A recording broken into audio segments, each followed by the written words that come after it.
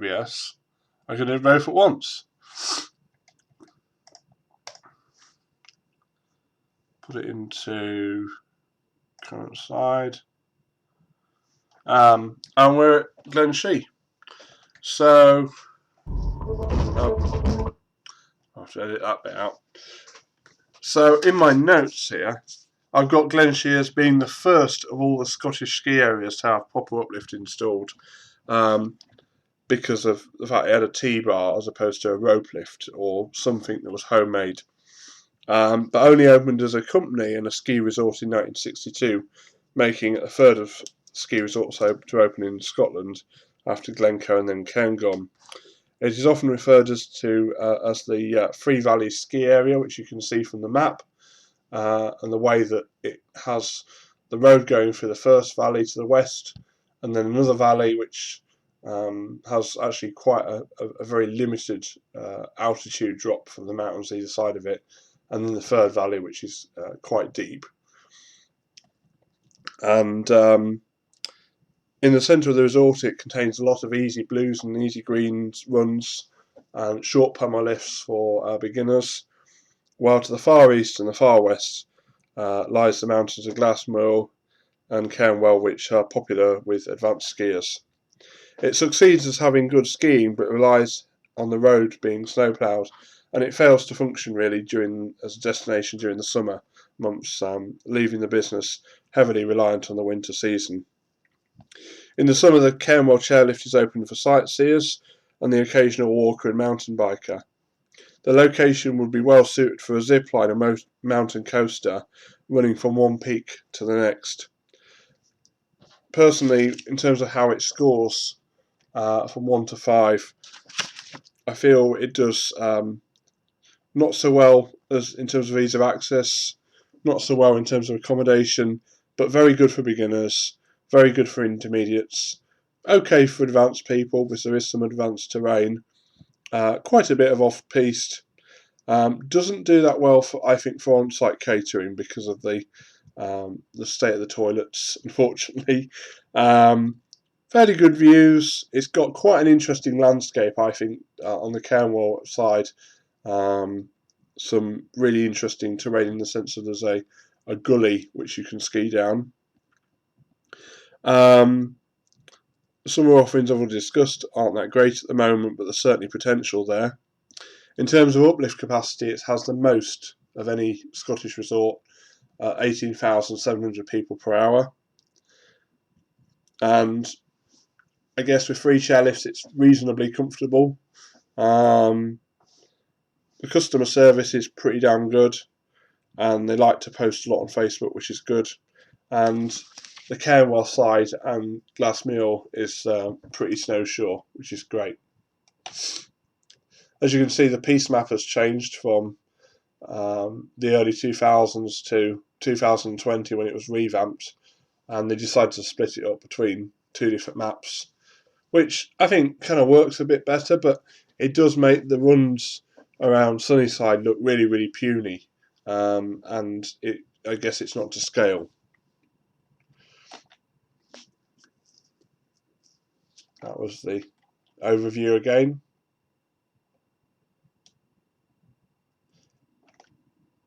And as with all the other previous resorts, I'd like to discuss the snow conditions. And while I'm doing that, I'll give some history. Glenshee has its roots in the 1930s, with the Dundee Ski Club initially having it as their stomping ground. They installed the first rope tow in 1947, and after many other rope tows, a T-bar in 1958. This T-bar was the same style of GMD Muller T-bars found at Cairngorm, and was still in operation until around 2012, an impressive lifespan. Other GMD Muller T-bars around the mountain include the Sunnyside T-bar, which was replaced with a chairlift on a different alignment in the 1980s, the practice lift, which has long since gone and was by the Claybokey Poma, and the Cairnwell T-bar, which came from Mar Lodge. The Tiger T-bar, which was notoriously steep and was easily removed in the early 2000s, was also another. And the Butcher's Access T-Bar, which is quite a short lift and will probably face replacement soon, as well as the Can Oseda T-Bar, which has some buttons on it as well as the T-bars. And again, it's a very steep lift in some sections, and the buttons are easier to ride, which is why they put both on the line, so they alternate between T-bar and button. All of these lifts are showing their age, but are being well maintained. And the Canewell and Cane Oseda T-bars replacements with double or triple chairlifts are being proposed for the future. The Canewell T-bar features lattice pylons with tubular ones mixed in. Again, a clue as to them being second hand from our lodge. So again, going back to the PowerPoint, we've got some pretty bleak conditions some years, and people seem to somewhat relish the chance to ski on that nastiness, myself included. But then it can have some great conditions with snow all over, and some of these photos I've never been able to experience for myself because it's been in cloud, and so particularly that top left photograph is a sight from Glasmoor that I've never seen before. And like everywhere else, they've had winters with far too much snow. This year being one of them, where this year it's been very snowy there. Got a lot of snow from the east and cold weather. That's meant the snow levels have just kept on building up. In the bottom right photo there, you can see the original Canewell chairlift, which is a single chair with its its chairlifts completely buried under the snow, with just the hangers sticking up connected to the haul rope. Another photo there to the left showing it with someone standing by the pylon, and in the top right photo you can see the old Tiger chairlift, Tiger chairlift and T-bar. The T-bar hasn't been used for many, many years. And of course this lift has been replaced by a triple not so long ago, I think in 2016. And these photos were just from a few days ago when they were trying to get up to the resort. And again, about a week ago.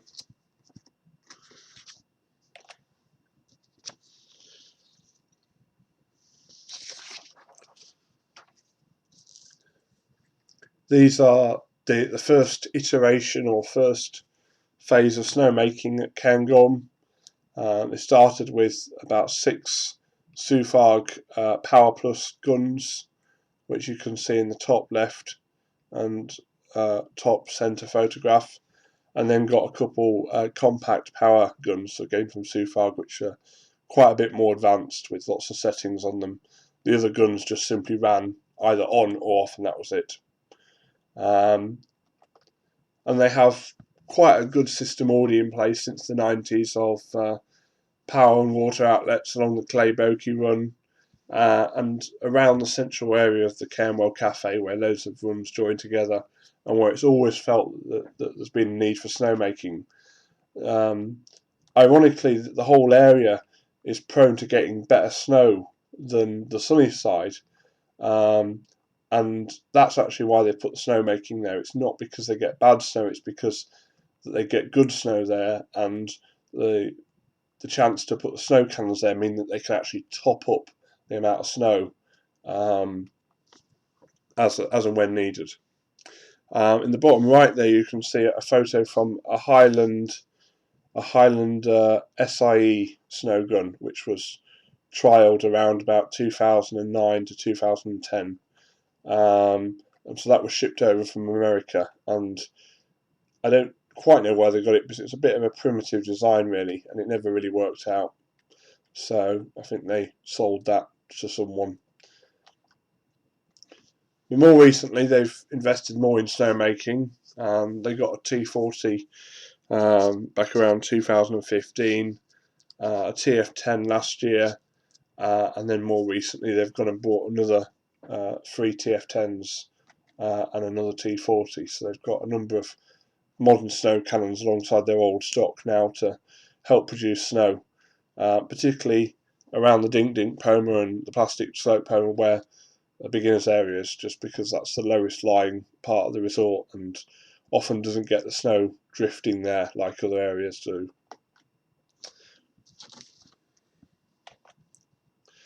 They also had a snow factory installed in 2018 and double stacked TF2 205, and that's been working really well. I think they've put it in the right place. It seems to produce lots of snow, and yeah, seems to be working well. And again, you can see the pipes there dug into the ground. They've got 3 pipes directing the snow to various lifts in the area, so they can just duct it all underground,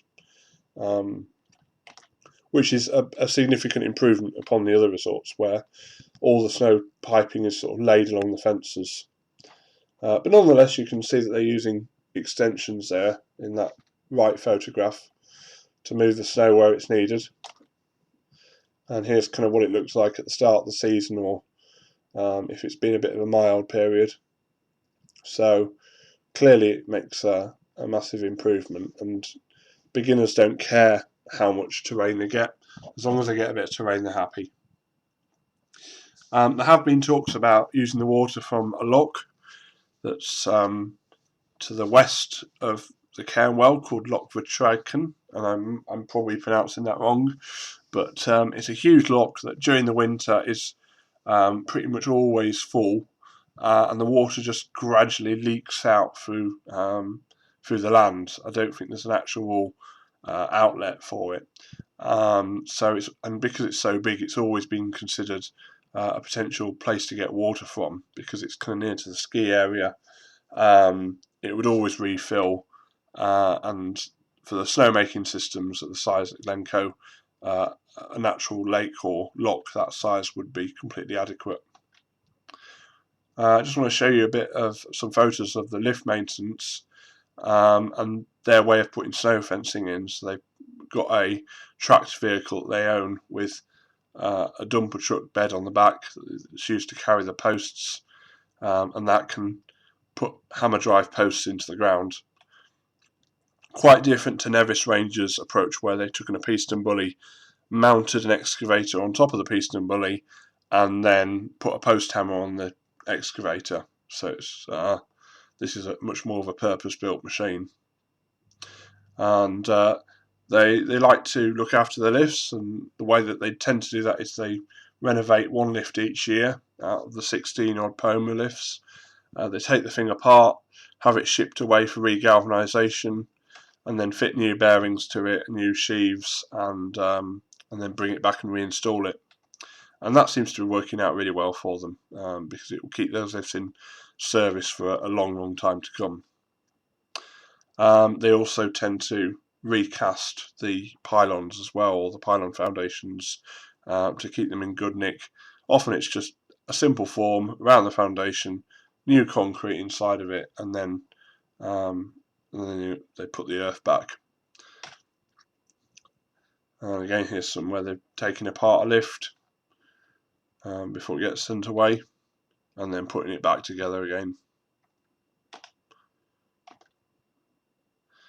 Some more technical details, since I haven't covered them in the other presentations, about how the lift works and the way that it has a very simple system for detaching the Pomas from the cable, and the Pomas ride along the rope quite happily under their own friction in normal use, and the only reason why they detach is because the hanger is supported by a series of rails which allows the rope to feed through the hangers easily, and therefore they just sit there in a row. And the mechanism that you can see at the top left essentially slides those hangers along. It then hits the rope, and as soon as it hits the rope, the friction's enough for it to just whistle off up the hill. And apart from one lift at Glenshee, all the lifts have floating ball wheels, which I think look a bit ugly, but they're simple and okay enough. but the hard standing system that you can see in the top photo there is apparently much more easy to repair, and if they need to replace the hall cable, it's easier to do that as well with that system. The old Cairnwell chairlift has been there for many years, and relatively recently it's been replaced.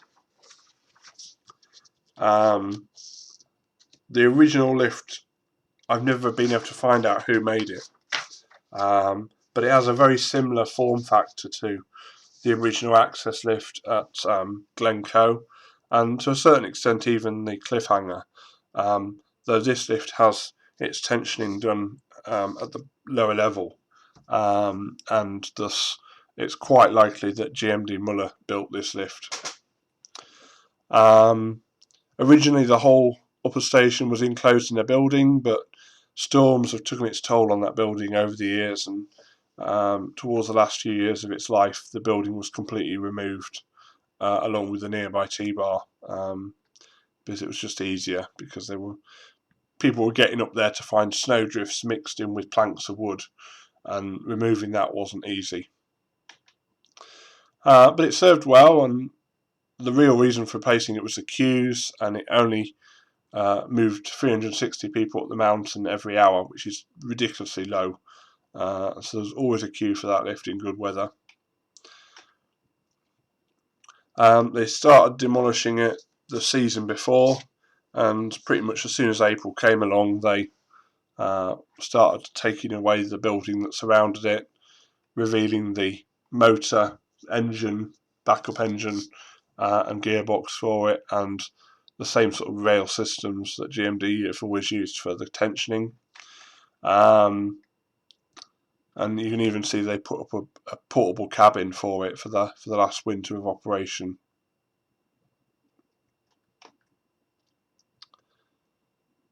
And then the following summer they started putting in the new foundations for that lift, and all the components were hauled up from France. The lift has had a previous life at another resort, but before it came up it was took into the Poma workshops for servicing and a full overhaul. So it arrived at Glenshee in a really good state, ready for potentially 30 years of use. And it's just a classic Alpha tensioning and drive station. Leather padded seats which were fitted new. Most of the pylons were re-galvanised, and the whole thing was set up apparently pretty quickly. And now it provides much more people the opportunity to ski some really hard runs in Scotland, which certainly, depending on the snow conditions, can be challenging, and quite rarely pisted as well. I've only ever seen them pisted once. They also have a few other small chairlifts. The Baddock chairlift was installed in 2012 and 13 or somewhere around there, and it's a diddy little thing, and really just acts as an uplift to the Cairnwell Cafe, which you can see at the bottom right photo, and various other lifts. But some beginners, I think, do lap it and use it as an exercise lift to learn how to get on and off chairs. Not that I ever think about that these days. And then the sunny side with the same form factor, quite longer, put up in the early 1980s. And originally there would have been a T-bar going up a route like slightly further to the south than where that lies.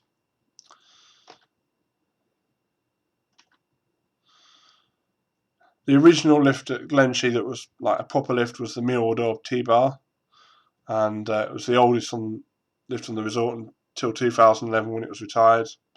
And so there would have been a period in the early years where there was a chairlift, several of these T-bars, and then rope tows all mixed in together. I think it would have been quite an old school experience, to say the least, to have skied there back in the 1960s and early 70s. Anyway, that lift was having lots of problems with derailing, and getting the first two pylons were too low and were always getting buried. And also because it was so close to the Poma lift, there was issues with snowdrifts forming in the wrong places. So it's decided to remove it, and so far they haven't replaced it, mainly because they expect to replace that Poma with a chairlift eventually. So therefore, it seems stupid to put in a new surface lift when they'll eventually replace them both anyway. And as you can see, it's a pretty beat up device after it being used, and they sort of modified the shell of the station there. And just the harsh winters taking its toll. The Glassmore Poma is the longest at the resort. I believe it is, look at my notes, 1,480 metres long. And has a vertical of 290 metres. And has a little curve in the middle and just opens up to a huge bowl of snow, which is surprisingly resilient to the weather and tends to form every year, even in bad winters.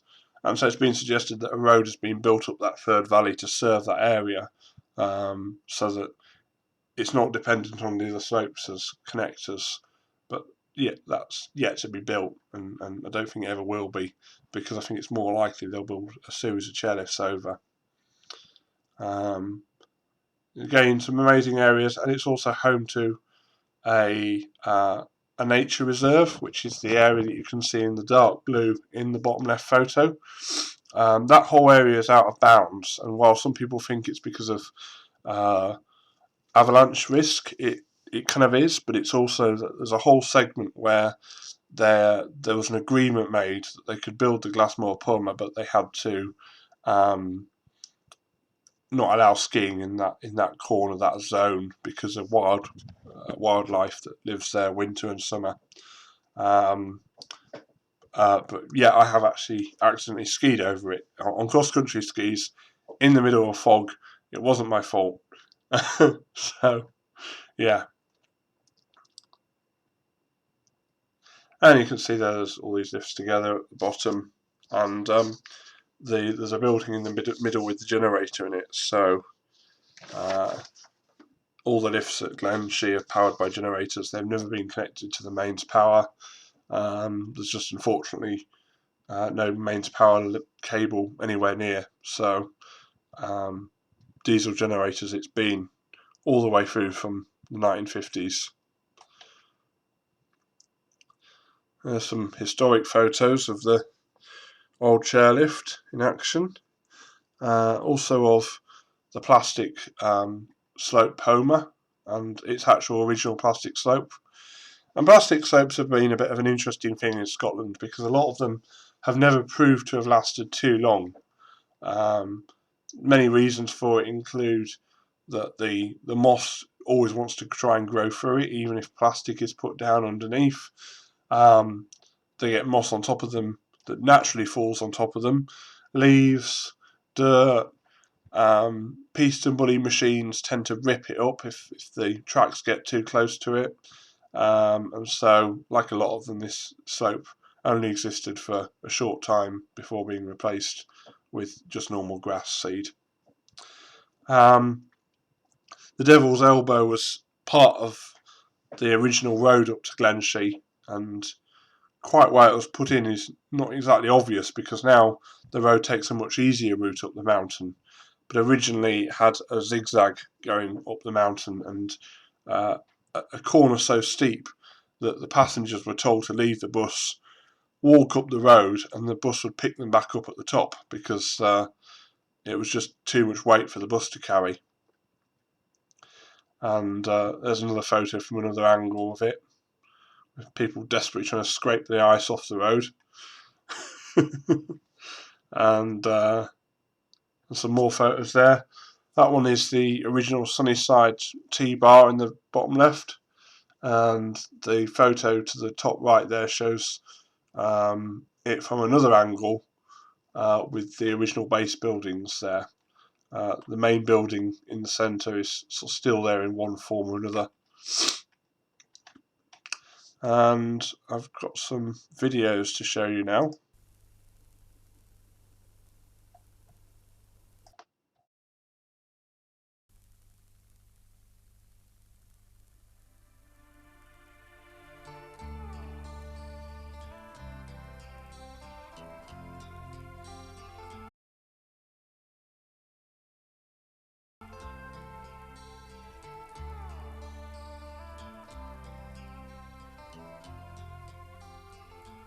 The majesty and grandeur of the Scottish mountains. In winter, with their cloak of pristine white snow against a clear blue sky, they have a unique and unsurpassed beauty.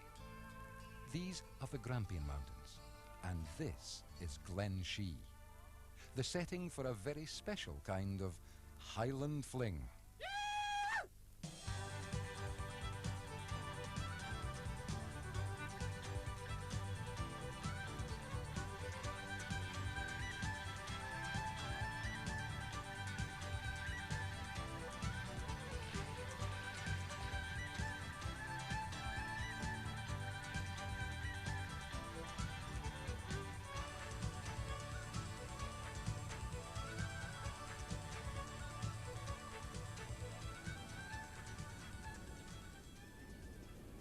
These hills and gullies of the country's finest skiing area come alive every winter as skiers from the length and breadth of the country converge in Glenshee to join in Scotland's favourite winter sport, to enjoy the magnificent scenery, the wide open pistes, and the unrivalled variety of skiing. Glenshee is in the heart of the Scottish Highlands, within easy reach of the major cities, only a couple of hours by road from both Edinburgh and Glasgow. The ski centre is located on the main A93 trunk road from Blairgowrie to Braemar, Britain's highest mountain pass at over 2,000 feet. Before skiing came to the Glen, the pass was closed every year when the snows came. Modern snow clearing equipment now keeps it open throughout the winter.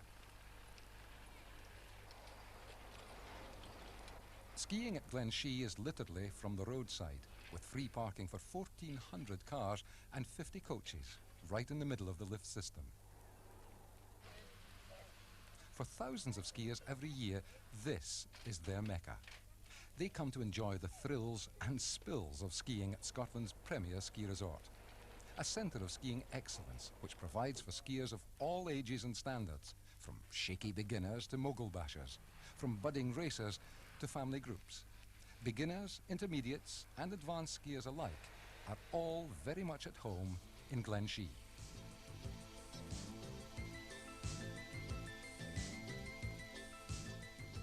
This extensive skiing area, with the country's largest network of ski lifts and tows and the widest selection of downhill runs, provides unbeatable value.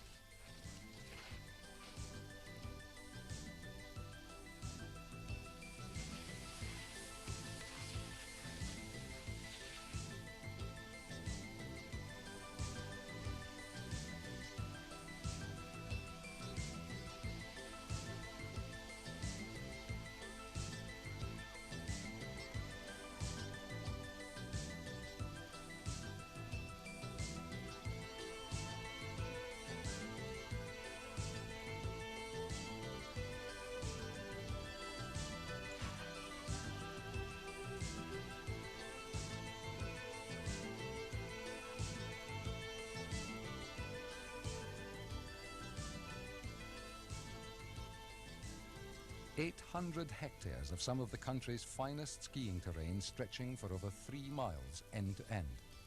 From 4 mountains over 3,000 feet into 3 valleys. From 2,000 feet at the roadside to over 3,500 feet at the summit of Glassmail. The 2-kilometre ridge run from this summit provides spectacular views across the mountaintops to the Cairngorms and beyond. At the end, the incredible snowfields of the Corryfian Bowl, a true skier's paradise.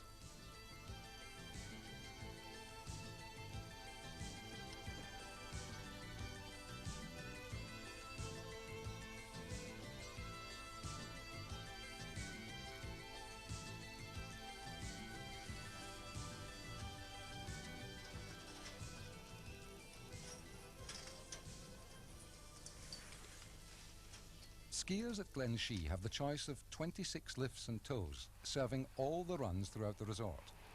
The Dink Dink and Beginner's Tows on the nursery slopes, the Cluny, Tom Derg and Beg on the easy green runs, Griannan, Butchert's Corrie and Sunnyside on the blues, Carnosda, Melor and Corrifian on the reds, and serving the most difficult black runs, the Glassmail and Tiger Tows.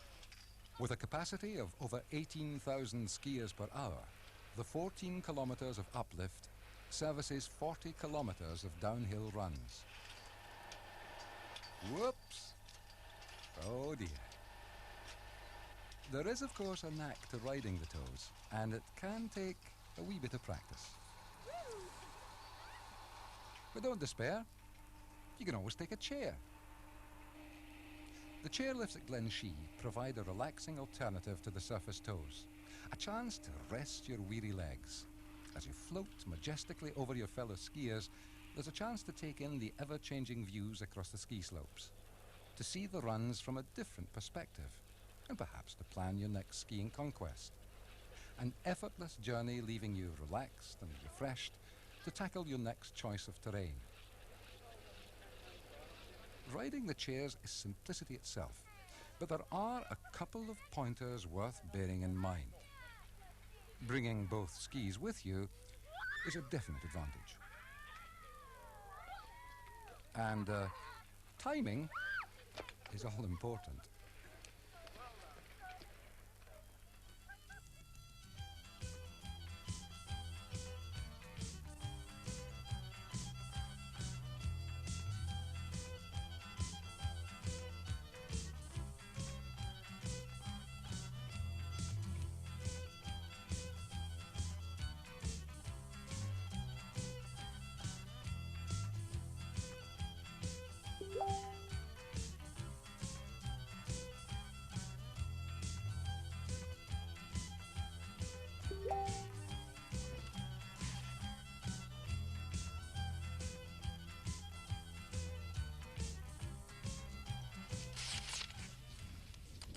Various support services are located in the central complex to provide for all the needs of Glenshee skiers.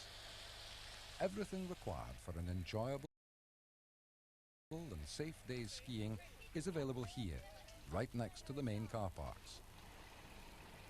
For those without their own equipment, Ski Hire stocks over 700 pairs of quality skis, bindings and boots to fit everyone from tiny tots to heavyweight adults. Qualified staff ensure that appropriate and correctly adjusted equipment is issued to each skier. A complete range of boot sizes is held in stock for both adults and children. A good and comfortable fit is essential, and time taken at this stage can prevent great discomfort later on. The settings on the ski bindings are carefully adjusted to match each individual skier's weight and ability, a safety feature which minimises the risk of injury.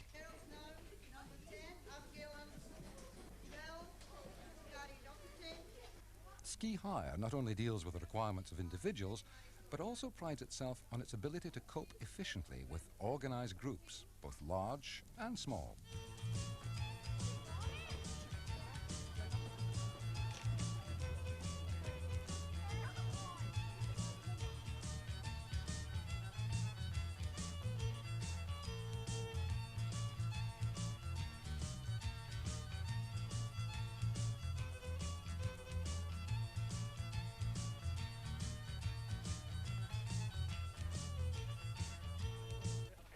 Good morning. Good morning. One adult, one junior, full area, please.